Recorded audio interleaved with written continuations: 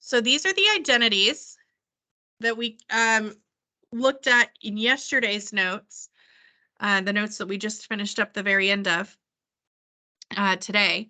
But we have reciprocal identities, we have quotient identities, and then we discovered the Pythagorean identities. Okay, 3 different versions. Now, what you need to understand is that these can be rearranged using our algebra skills or algebraic operations, okay, as long as you're following the rules of algebra. So for instance, in this Pythagorean identity here, it's formatted as sine squared plus cosine squared is 1, but couldn't I move one of these terms to the other side with opposite operation? So right now, this on the left side, this says plus cosine squared.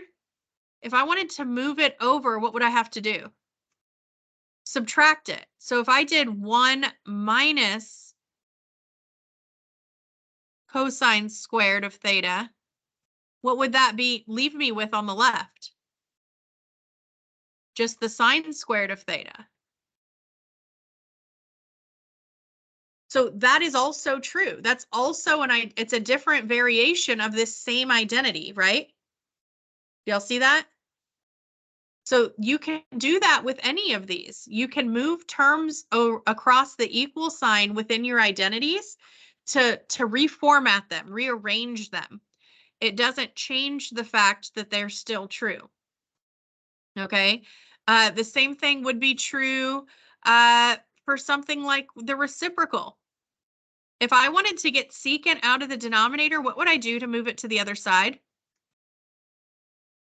I would multiply it. So that would be cosine theta times secant theta. And what would it equal? What would I be left with over here? 1. That's going to always be true. Does that make sense?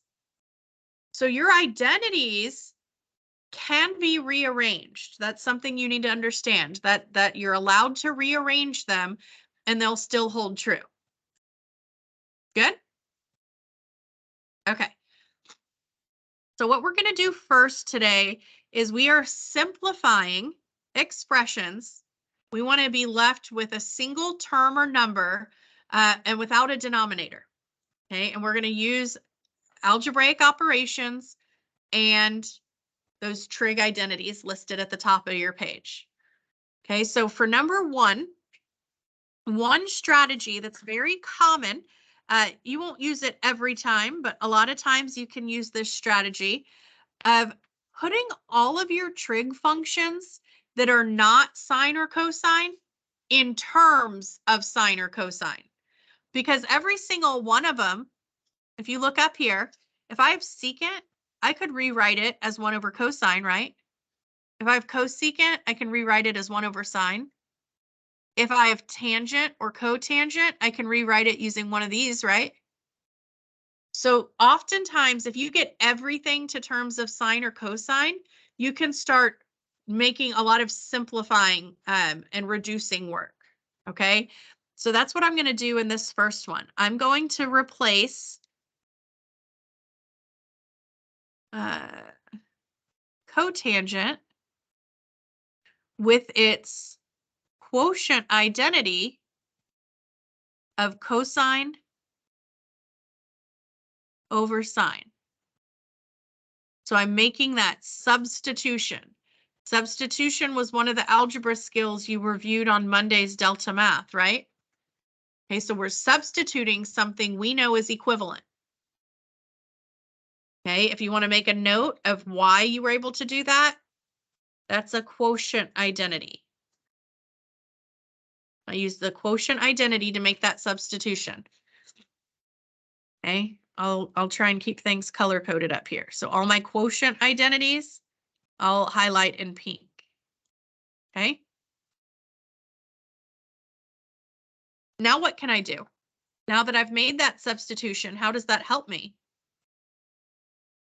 Yeah, because when I'm multiplying, if I have a common factor in the numerator and the denominator, that reduces, doesn't it? Sine over sine just is 1. So what am I left with now? Just the cosine. So I simplified that down to a single term using quotient IDs and algebraic skills.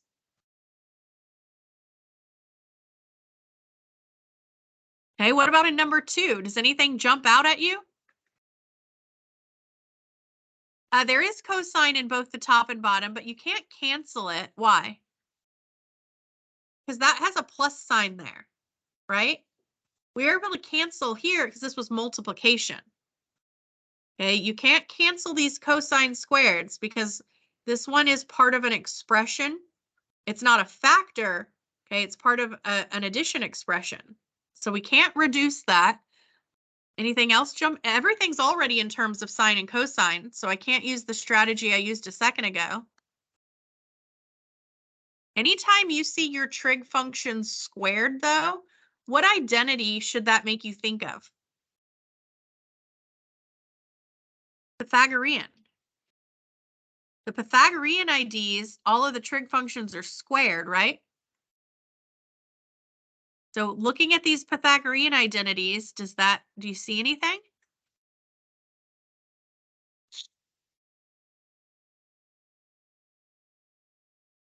Sine squared plus cosine squared? Yeah, that's equal to 1. I can just substitute a 1 in for that. That's just 1 over cosine squared now. Okay, so I used a Pythagorean identity there. Okay, if you want to make a note of how you did that, write down you did Pythagorean ID. Now what can I do?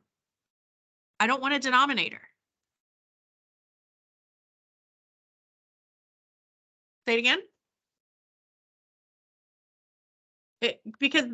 When I've got one trig term, I've got it simplified down to one trig term, but it's in the denominator.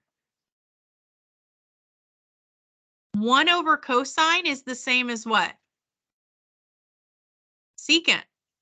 So 1 over cosine squared, I can use that reciprocal identity. And what is that going to be? Secant squared.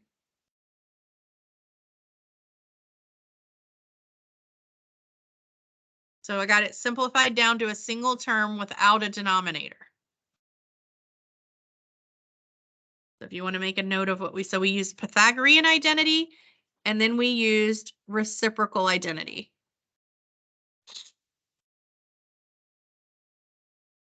All right, let's try number 3. Cotangent and cosine, not much I can do with that. So I'm going to try the strategy of putting everything in terms of sine and cosine. So what can I rewrite cotangent as? It is 1 over tangent, but that doesn't really help me. I want to change it to and put it in terms of sine or cosine. So cosine over sine, same thing I did in number 1 there. Okay, so if I replace cotangent with cosine over sine, that's the numerator, and that's all over cosine. I've given myself a fraction and a fraction. How do we get rid of that? What do we do when we have a fraction and a fraction? Yeah, you flip and multiply, right? You take the denominator and flip and multiply. That's the algebraic step we know.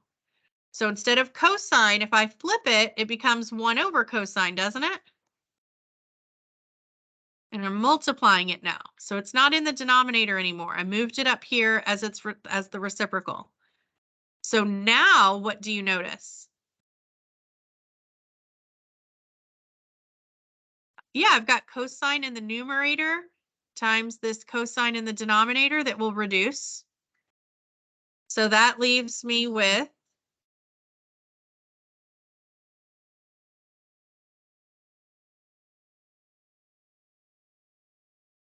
no, we're not looking, we're looking at it as a denominator. Our denominator is cosine of theta. If you want to think of it as a fraction, it's cosine of theta over 1.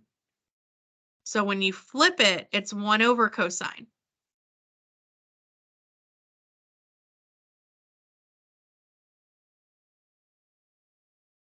So instead of dividing by cosine, I multiplied by 1 over cosine because you're multiplying by the reciprocal.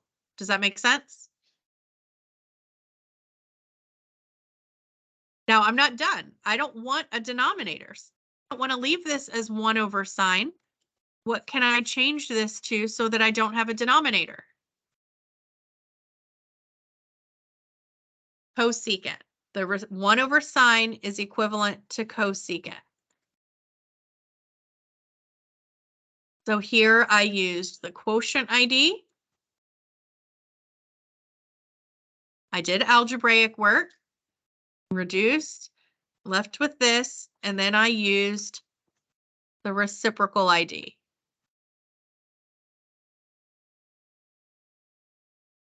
So far, so good? All right, so number 4, this starts to get into a little bit trickier. This is what I started to show you up here. This is actually a Pythagorean identity. It's just a rearrangement of the Pythagorean identity. 1 minus cosine squared, that's the one I showed you up here. If I subtracted that cosine squared over, 1 minus cosine squared is equivalent to sine squared, isn't it? So I can make that substitution. So I can say sine squared of x. Now that's still over cosine squared. Okay, so I used Pythagorean identity. Now what can I do?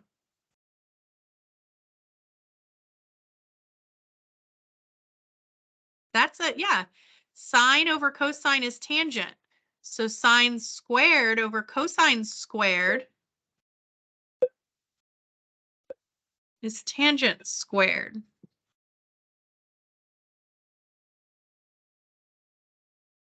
I can make that substitution. That is what type of identity?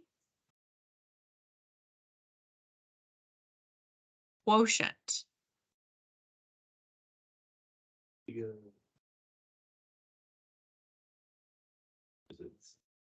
Right here is sine.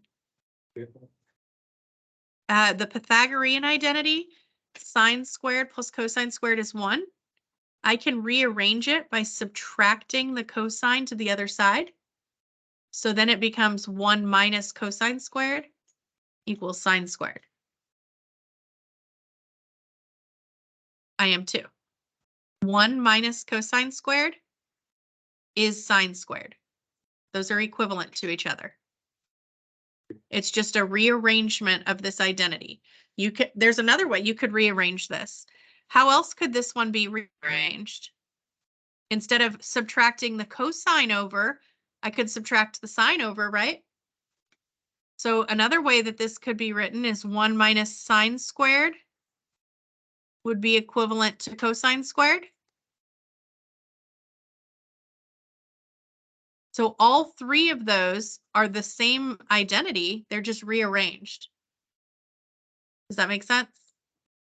So they gave us 1 minus cosine squared in the numerator. I know that's equivalent to sine squared. So far, so good? Okay. All right, on number 5, we've got tangent over cotangent. So I could use that same strategy of putting everything in terms of sine and cosine again. It will work, but I want to show you something else. When you're dealing with terms that are reciprocals of each other, sometimes that's easier to do, okay? And I want you to realize for simplifying with trig identities and solving with trig identities and verifying with trig identities, everything that we're going to be doing with these trig identities, there's not always just one way to do them. So I just told you, you could do this by changing these to terms of sine and cosine using the quotient identities. But another way, since they are reciprocals of each other, is to replace one of them with its reciprocal function. So I'm going to leave tangent, but I'm going to rewrite cotangent as 1 over tangent. So that one is a reciprocal identity. I'm replacing cotangent with 1 over tangent. Now I'm going to do some algebraic work. I have a fraction and a fraction. So I'm going to flip the denominator and multiply. Instead of 1 over tangent, what's it going to be? It's just going to be tangent. You can write over 1 if you need to, but over 1 doesn't do anything. I'm going to flip and multiply. So it's no longer down here in the denominator. I moved it up here. What is tangent times tangent? Yeah, just like x times x is x squared. Tangent times tangent would be tangent squared. So I used the quotient ID and algebra. Good. All right, in number 6, none of those are reciprocals of each other, so I can't do something like that. So I'm going to go back to my strategy of putting everything in terms of sine and cosine. So how could I rewrite tangent?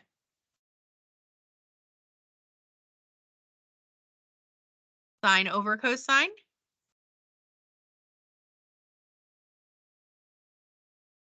How could I rewrite cosecant? 1 over sine. Now that's all in the numerator. So that's all over. And then how could I rewrite secant?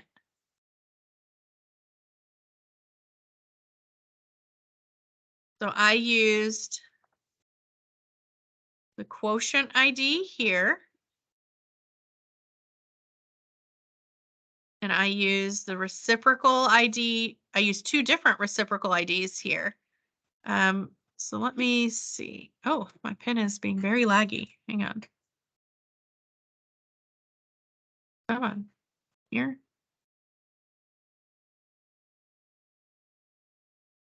Get a different shade of blue.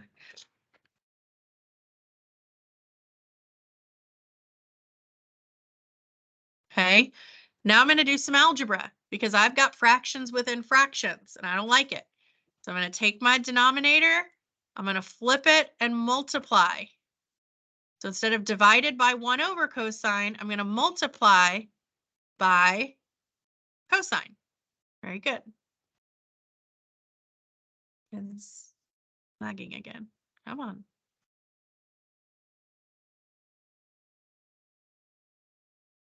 Okay, so that's no longer in the denominator. I moved it up here as the reciprocal. Now there's some more algebra I can do, some simplifying. I've got sine in a numerator and denominator. I've got cosine in a numerator and a denominator. So what am I left with here? Yeah, that just all simplified down to 1.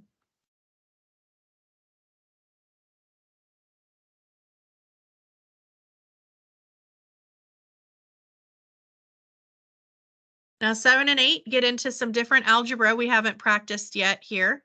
Okay, but you should have practiced this in that with just general equations and expressions on Monday's Delta Math assignment. Okay, when you've got a term outside parentheses like this, you can do what? Multiply it in to everything inside, right? What's that called? Distribution. You're distributing the secant x. Okay, so if I distribute, I'll write down distribute. Okay, if I distribute, secant times secant becomes, then I've got minus, and then secant times cosine. Any ideas what we could do next?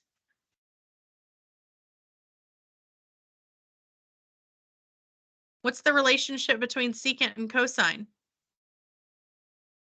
So what could I do here? Not, okay, so could I replace secant with 1 over cosine? And that's being multiplied by cosine. So what's going to happen there?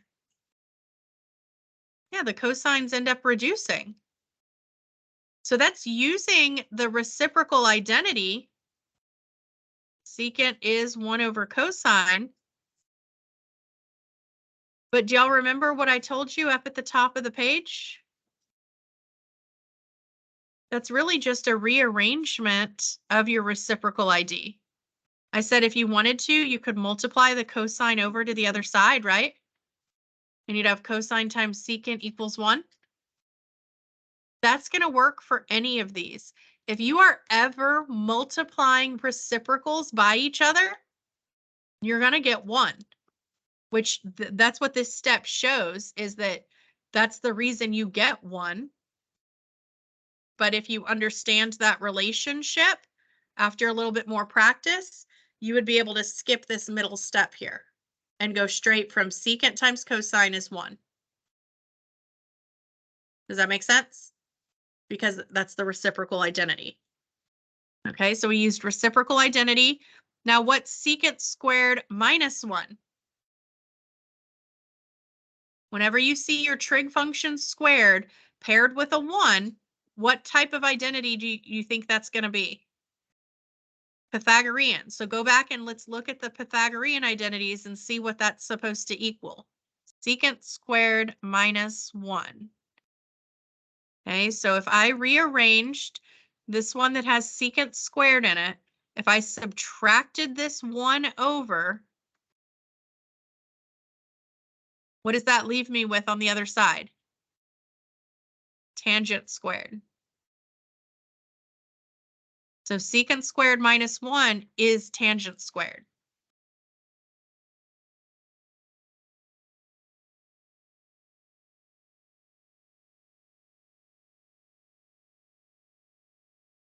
So I used algebra, I used reciprocal identity, I used Pythagorean identity. So far, so good?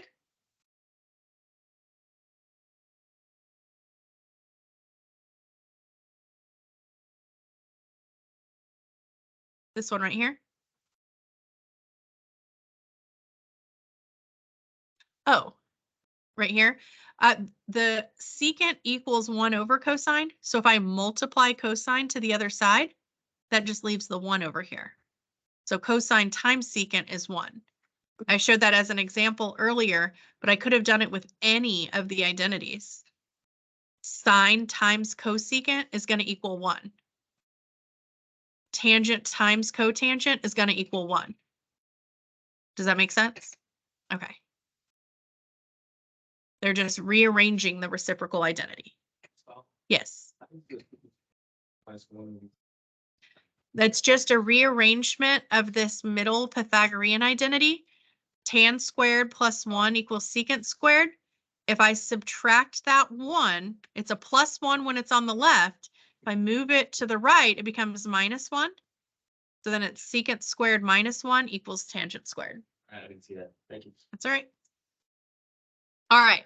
What algebra operation or technique, whatever you want to call it, could I do here to try to start simplifying this?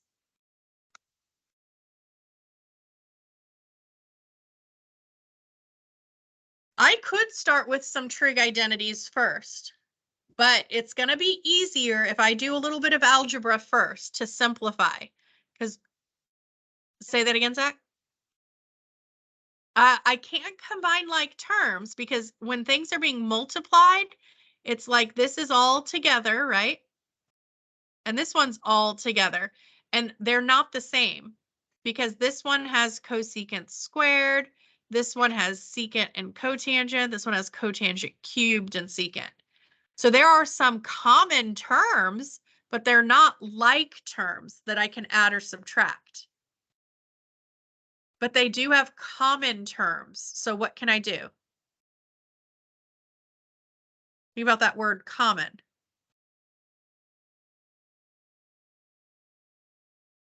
If you take out what they have in common, what's that called? Factoring. I can factor out the greatest common factor, and it's going to make my life easier to do that first. So I'm going to do greatest common factor. What do they both have in common? Both of these underlined terms here?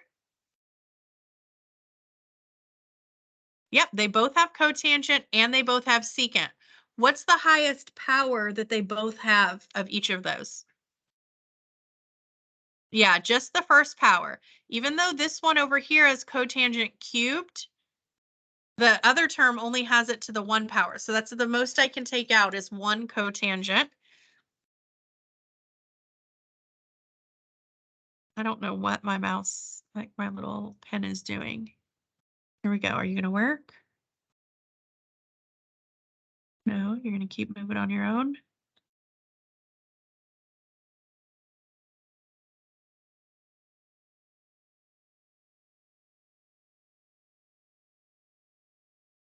Come on.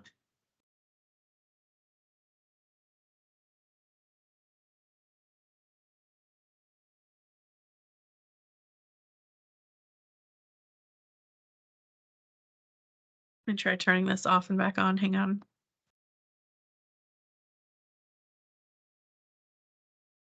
Okay. All right. So they both have cotangent and secant in common. Seriously? Nope. I do not want to write it there. I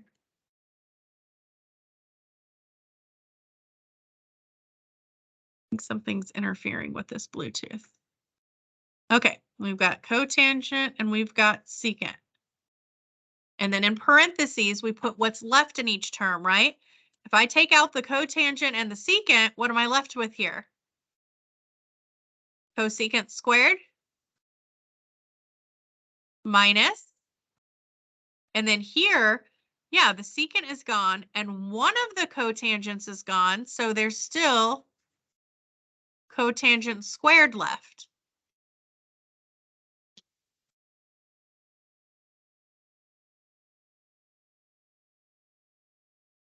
Come on.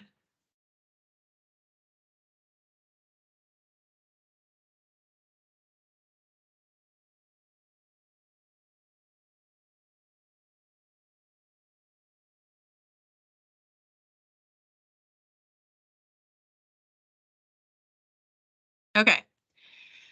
So then I've got cosecant squared and I've got cotangent squared.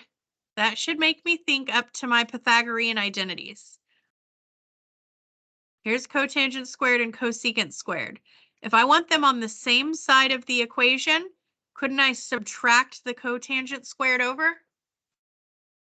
So I would have cosecant of squared of theta minus the cotangent squared of theta. And what would that leave me with on the left if I subtracted the cotangent to the other side? A 1.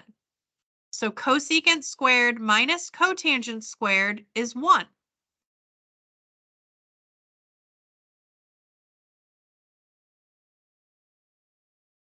So cosecant squared minus cotangent squared, I can replace that entire thing.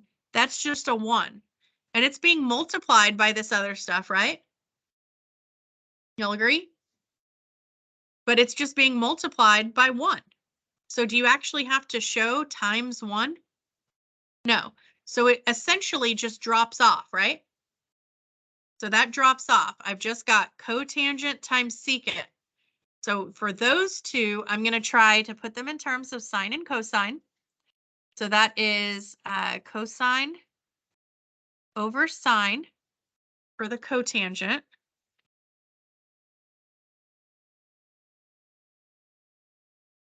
And then for the secant, that's 1 over cosine. My pen stopped working again, y'all. I don't know what's going on with it. Sorry.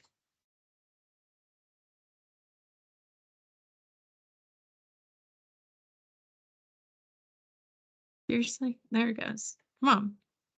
Keep working. We're almost there.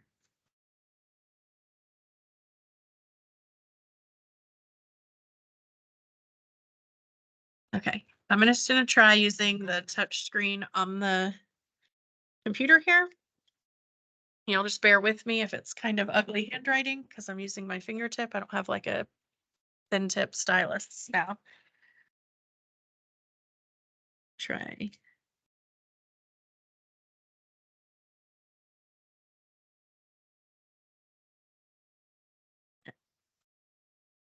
Sine of theta. And that would be 1 over cosine of theta.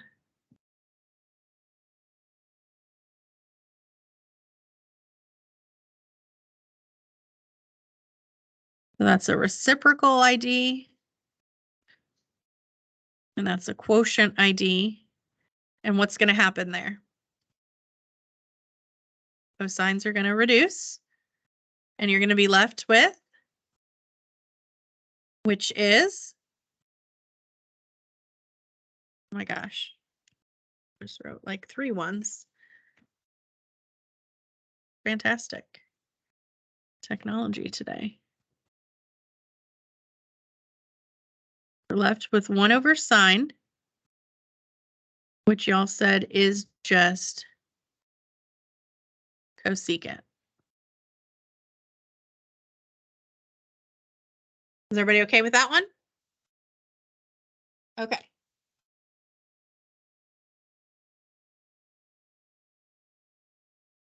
What in the world? Oh my gosh. Okay. Let me try I'm going to save this and close it out and reopen it and see if that makes a difference in how this is functioning.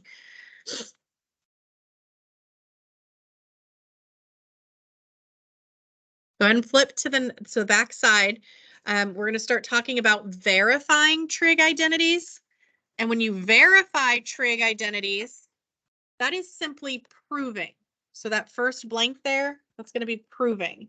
We're going to prove that one side of the equation actually equals the other side. All right, see if this works better.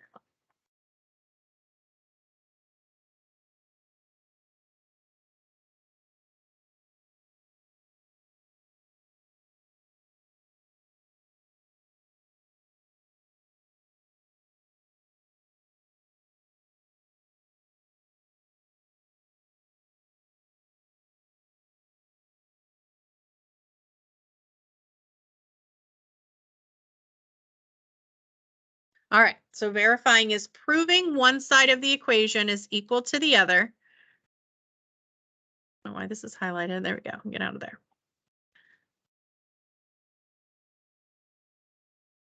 Okay.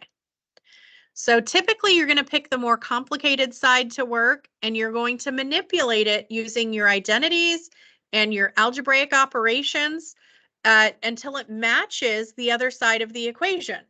So it's very similar to simplifying what we just did on the other side, but this time you know what you're working toward. So if you were given the equation cosecant squared of x times 1 minus cosine squared of x equals 1. Okay, so now we have an equation instead of just an expression. We want to prove that the left side equals the right side. So we know we're starting with the left side. That's what I'm given here. And I want to prove that it simplifies to 1. So in this first example, I've got the steps already shown. We're just going to practice, make sure we understand where those steps came from. Okay, because part of proofs, if you remember proofs in geometry, was like writing the rule that you used or whatever it was. So it's like what I did up here. It's just putting it in a table. So here I did quotient. Here I did flip and multiply. Okay, and then I multiplied those. Okay, so it's just writing down. Here I distributed. Here I did reciprocal ID. Okay, so from the given to the second line. So here, what is the first step that happens? What do you see change from this line to this line? Yeah, cosecant squared is replaced with 1 over sine squared. Why were they able to do that? How did they do that? Not quotient, reciprocal. That's the reciprocal identity. Okay. Now to get from that line to the next line, how did I get here? What changed? Yeah, 1 minus cosine squared is sine squared. That was the substitution made, and they did that because it's a Pythagorean identity. Then how did they get from that line to 1? How did all of a sudden it became a 1? What happened? It's not cross multiplying, it's reducing. You've got a same factor in the numerator and denominator, so you just reduced. You did some algebra, right? Simplify, reduce. Does that make sense? So we have verified that the left does indeed equal the right. Okay, so we do that same thing here. Okay, we're pretending this was the left side of the equation and this bottom step, cosecant, is the right side. We're showing that those are equal to each other. Okay, so what happens from the given line to here? So this first line, this is the given, this is just the equation. There's not a step there. Step 1 is actually here. Okay, so what changed from here to here? What happened? They changed this sine to sine squared over sine. It wasn't a fraction before. What was it understood to be over before? 1. So how did they make that sine squared over sine? They multiplied the top and the bottom by sine, didn't they? Why did they do that? To get a common denominator. Good. So that first step was get a common, oh my gosh.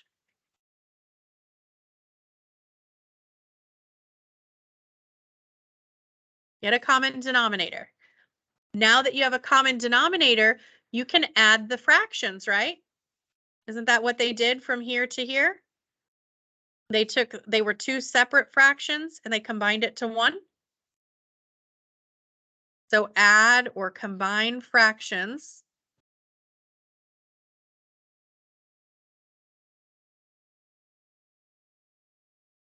Okay, then once they did that, what happened?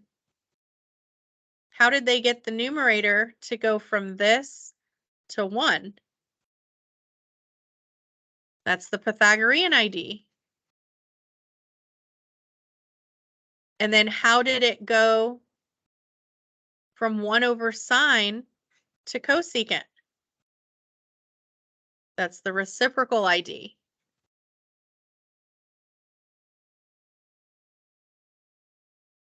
One over sine is cosecant. So we have proven, we've done a proof that this top line does indeed equal the bottom line. Does that make sense? Okay, we're going to stop there for lunch.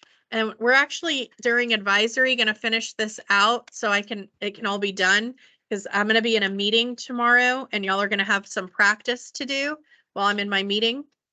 There'll be a sub in here. So I want to make sure we finish it and you have all of it to look back on while you're doing the practice. So when you come back from lunch, we'll use advisory to finish this up.